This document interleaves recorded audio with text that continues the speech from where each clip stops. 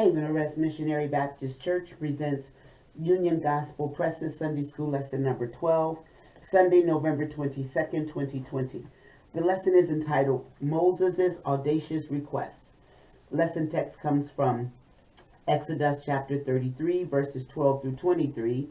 Related scriptures are Isaiah 43, 1 through 7, John 1, 1 through 5, and 14 through 18, Romans 4, 13 through 25. The place is Mount Sinai. The time is 1445 BC. One of the problems we must deal with as teachers of the Word of God is that so many of the concepts we teach seem abstract. One of the most challenging ones is the concept of God's appearance. We are made in His image.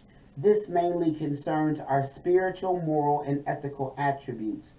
Being made in God's image does not mean God shares our physical appearance. Be prepared for off-the-wall questions and ideas to surface during this lesson. Remember, we all tend to have curious misconceptions in this area, but if we entertain unbiblical ideas, we risk leaving people with false ideas about God. It is better to say, I don't know, and then promise to offer a better answer at a later time after taking the time to study what the Bible has to say on the issue. Today's aim, facts, to see what Moses was asking of God and how he answered. Principle, to realize that spending time with God helps us pray more in line with His will. Application, to make seeing God's glory the driving ambition of our life. Illustrating the lesson. Although we cannot see God's face now, we should desire to see more and more of His glory in Christ. Practical points. 1. God reveals His plan in His way and on His schedule, Exodus 33:12. 2.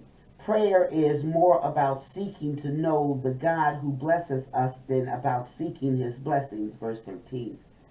3. God's presence with believers identifies them as His own, verses 14 through 16. 4. God's plan for each of His people is that they seek His glory and His presence in their daily lives, verses 17 through 18. 5. God reveals His goodness through His works in and around His people, verses 19 through 20. 6. At present, sin blocks people from seeing God as He really is, verses 21 through 23. Golden text. And He said, Thou canst not see my face, for there shall no man see me and live. Exodus 33:20. Today we have 3 lesson outlines. The first is God's way, Exodus 33:12 through 14. The second is God's presence, Exodus 33:15 through 17. And the third is God's glory, Exodus 33:18 through 23. Introduction. Plans often change. Sometimes this is because circumstances change. We change our vacation plans because of sickness in the family or a hurricane threatening the coast where we were planned to stay. At other times, our plans change because we or others change. We decide not to pursue a new business opportunity simply because we have lost interest in it or other interests have replaced it. And sometimes we change our plans because we have rethought things and redetermined that our original plans were unrealistic or too costly. God's plans are very different. He knows all things, including circumstances we cannot foresee. He does not need to rethink His decisions, for they are the result of perfect knowledge and His holy character. And His plans are not derailed by our failures or inconsistencies. While He may seem to change His mind at times because of our actions, we understand that this apparent change is really a part of His original plan. This truth gives us assurance that the Lord's plans for us are sure and steady in moving forward. Yet He knows that in our weakness, we sometimes need reassurance. This is also true of godly servants such as Moses. God's way. Exodus 33:12. And Moses said unto the Lord, See, thou sayest unto me, Bring up these people, and thou hast not let me know whom thou wilt send with me. Yet thou hast said, I know thee by name, and thou hast also found grace in my sight. Verse 13. Now therefore I pray thee, if I have found grace in thy sight, show me now thy way, that I may know thee, that I may find grace in thy sight, and consider that this nation is thy people. Verse 14. And he said, My presence shall go with thee, and I will give thee rest. Moses' request, Exodus 33:12 through 13. Having dealt with the people's idolatry at Sinai, the Lord told Moses to take them up into the land he had promised to Abraham, Isaac, and Jacob, and their descendants. However, the Lord warned that because of the nation's stubborn sinfulness, he would not go up in the midst of the people, lest he destroy them. Verse 13. The people responded by demonstrating a repentant attitude. Verses 4 through 6. And as we shall see, the Lord agreed to go up with them in response to Moses' prayer. Exodus 33:7 through 11 describes the tabernacle or tent of meeting Moses set up outside the camp. The official movable tabernacle had not yet been erected. It would reside in the midst of the camp wherever the Israelites were in camp. The tent mentioned here was a temporary structure where Moses met with the Lord, who spoke to him from a pillar of cloud.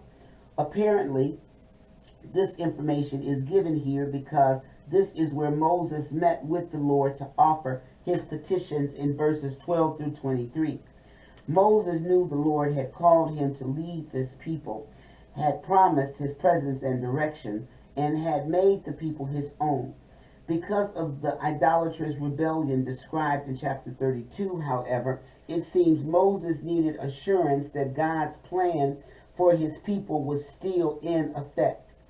Although the Lord had given assurance that he would give the promised land to Israel, Moses was concerned because he had indicated he would not be in their midst. 33:3. Moses' initial request centered on who actually would be going with them. Verse 12. He noted that the Lord had told him to take the people up to the promised land, but he also stated, Thou hast not let me know whom thou wilt send with me. The Lord had said that instead of accompanying them himself, he would send an angel before them to drive out the inhabitants of Canaan. Verse 2. Apparently, this was not the angel of his presence, Isaiah 63:9, promised earlier, Exodus 23:20 through 23, but another angelic being. Moses' prayer then may have related to the identity of this angel. However, it may have been a somewhat veiled response to God's presence to remain among the people as they move forward. Moses also reminded the Lord that he had found grace or undeserved favor in God's sight. The Lord knew him by name, meaning he had chosen him. Since this was the case, Moses asked the Lord to show him his way. 33:13. He wanted to know more specifically what God had in store for the nation and for their guidance. He wanted to know God better and continue to find grace before the Lord. Moses also entreated the Lord to consider that Israel was his chosen people. On this basis, he was asking the Lord to be gracious to them. God's reply, Exodus 33:14. The Lord's answer was indeed gracious. The angel that would go before them to drive out their enemies, verse 2, would indeed be the angel of his presence, for his presence would go with them, verse 14. It is likely the angel was in fact the angel of the Lord, 3:2. That is God the Son, the second person of the Trinity. The Lord's presence, literally his face, would guarantee the people rest and blessing in the land to which God was giving them. God's presence. Verse 15. And he said unto him, If thy presence go not with me, carry us not up hence. Verse 16. For wherein shall it be known here that I and thy people have found grace in thy sight?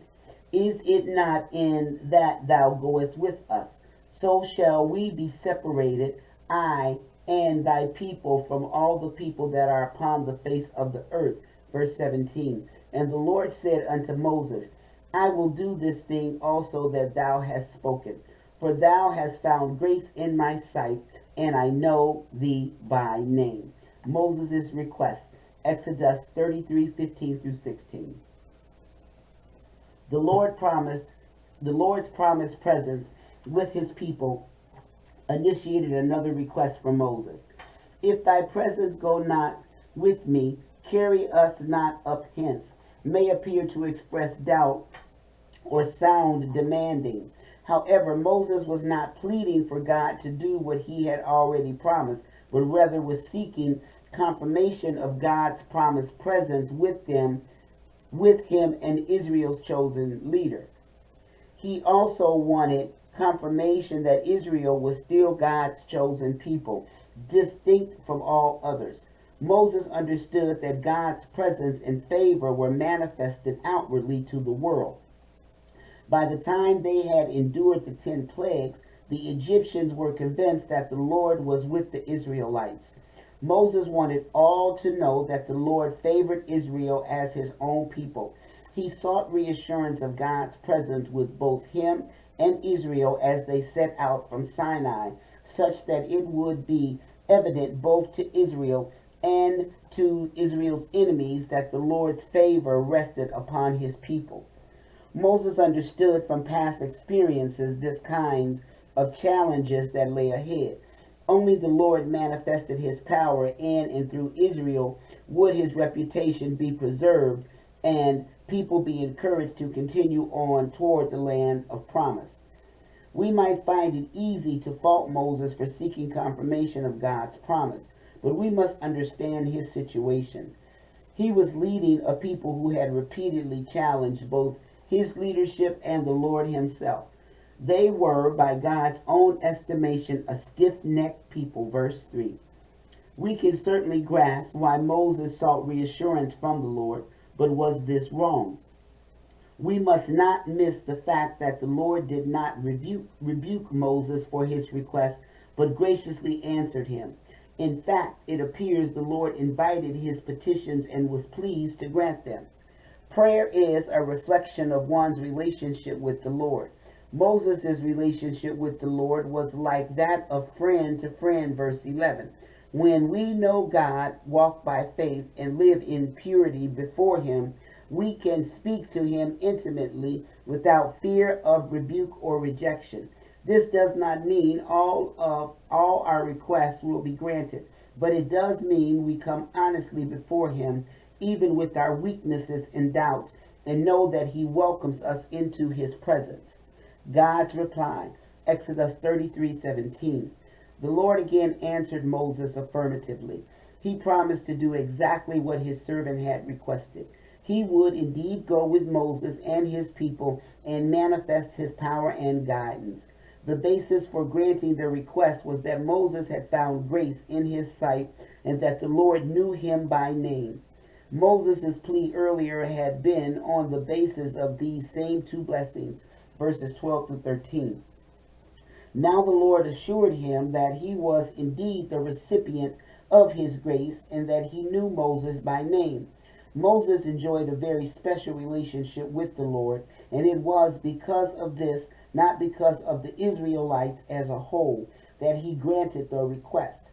Israel benefited immensely from the faithful intercession of Moses. Indeed, their continued existence as a nation was the result of his prayers. 32:9 through 14. God's mercy works together with our prayers to accomplish great things for others, even if those people are unaware that we are praying for them. God's glory. Verse 18. And he said, I beseech thee, show me thy glory. Verse 19. And he said, I will make all my goodness pass before thee, and I will proclaim the name of the Lord before thee, and will be gracious to whom I will be gracious, and will show mercy on whom I will show mercy. Verse 20. And he said, Thou canst not see my face, for there shall no man see me and live. Verse 21. And the Lord said, Behold, there is a place by me, and thou shalt stand upon the rock. Verse 22. And it shall come to pass, while my glory passes by, that I will put thee in a cleft of the rock, and will cover thee with my hand while I pass by. Verse 23. And I will take away mine hand, and thou shalt see my back parts, but my face shall not be seen. Moses' request, Exodus 33:18. Moses' third request is described by John Davis as almost without parallel in human history up to this point. He asked God to show him his glory. This was a very personal request, but what exactly was Moses requesting? God's glory usually refers to a physical manifestation of his presence. Moses had seen God's glory in the cloud, 16:7 and 10. He had entered into the glory cloud on the mountain, 19:9, 24:15 through 18. And the Lord spoke to him from the cloud of his glory, 33:9 through 11. He and others had even seen some form of the cloud previously, 24:10. Clearly, Moses was seeking a deeper revelation of God that went beyond anything he had witnessed before. The previous manifestations of God's glory had been witnessed by others and were given by God apart from any request. Now Moses sought something more and personal, a greater perception of God's essential being. Such a revelation could confirm God's continuing presence and work in his life and encourage him as he led the people on to the promised land. God's reply, Exodus 33:19 through 20. Again, God said he would grant Moses' request. He would do so by making his goodness pass before Moses. Goodness refers to the moral perfection of God. Psalms 119:68 tells us God is good and does good. His very character is summed up in his goodness, which in some way would be manifested visibly so that the splendor of his presence would be known to Moses. This visible revelation would be accompanied by the Lord's own proclamation of his name. The name of the Lord refers to his character or nature. So God's character would be expressed visibly by his goodness passing before Moses and described verbally in terms of his grace and mercy.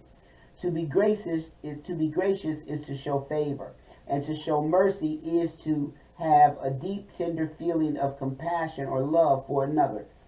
The Hebrew terms both generally speak of the actions of a superior toward an inferior. The combination of this powerful visible revelation and the words of the Lord would give Moses a unique vision and understanding of God. This divine revelation would sustain him through the many years to come as he led the people from Sinai to the brink of the promised land.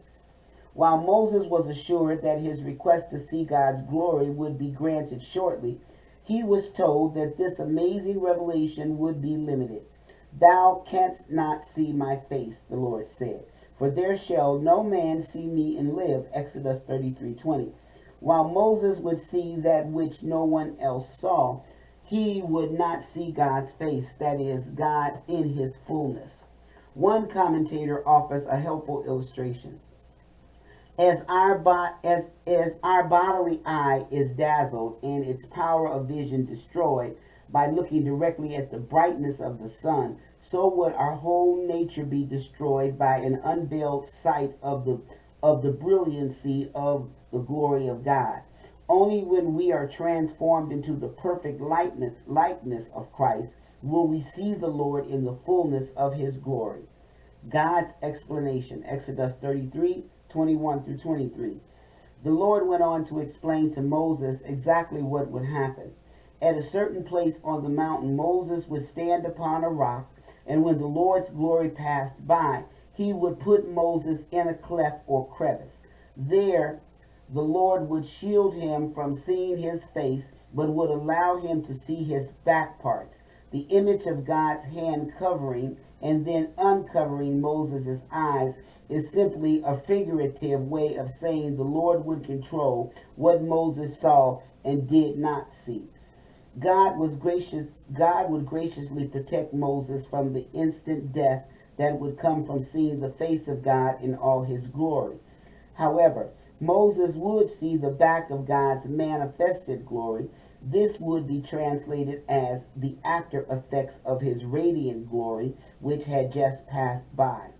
The fulfillment of Moses' request is described in Exodus 34, and it follows precisely the manner the Lord described in chapter 33. As the Lord's glory passed by, Moses and the Lord proclaimed his name. Interestingly, the text, which was penned by Moses, does not tell what Moses saw, but only what he heard. What he saw probably could not be adequately described, but what he heard could and was put into words. Words we can grasp and meditate on. God identified himself as compassionate, gracious, patient, faithful, truthful, giving, and just. 34:5-7. Moses had seen these aspects of God's character already.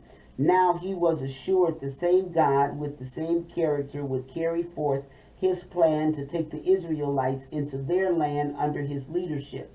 We would do well to meditate on the mercy and grace of God as well as his other attributes.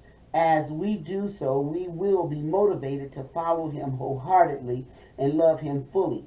We will be assured that he can and will use us regardless of past failures, and we will look with great anticipation to the day when we will see him face to face. Questions. 1. Why did Moses need assurance that God's plan for his people was still in effect? 2. On what basis did Moses make his first request?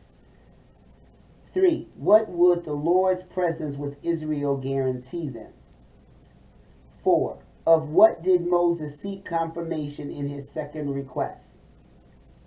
5. Was it wrong for Moses to seek confirmation of what God had already promised? Explain. 6. On what basis did God grant Moses the second request? 7. What was Moses seeking when he asked to see God's glory? 8. How did God say Moses' third request would be granted? 9. What limitations was placed on seeing the glory of God? 10. What did Moses actually witness on the mountain in response to his petition? This concludes the Sunday School lesson for Sunday, November 22nd, 2020. Thank you for listening. God bless.